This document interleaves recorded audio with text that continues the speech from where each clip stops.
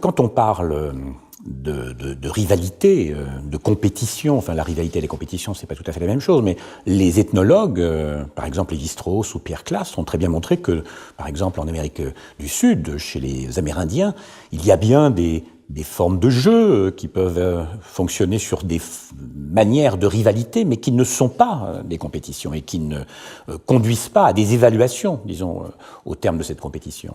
Oui, clastre la guerre contre l'État,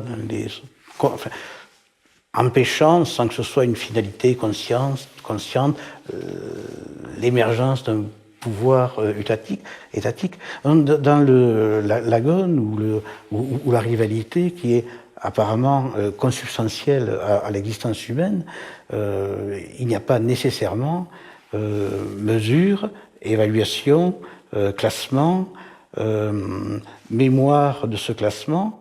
Il n'y a pas le fanatisme du chiffre qui est propre au sport. Mais enfin, s'il est propre au sport, je crois que ce fanatisme du chiffre, c'est d'abord le capital, hein, si vous voulez.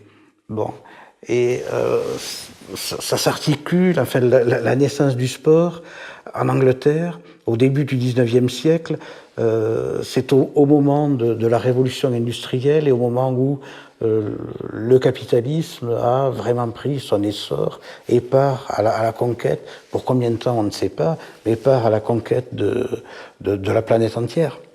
Puis n'oublions pas que chez les Grecs, par exemple, l'agone, la rivalité, ça va de pair avec la philia, c'est-à-dire que l'amitié suppose aussi une sorte de rivalité, d'émulation entre les amis.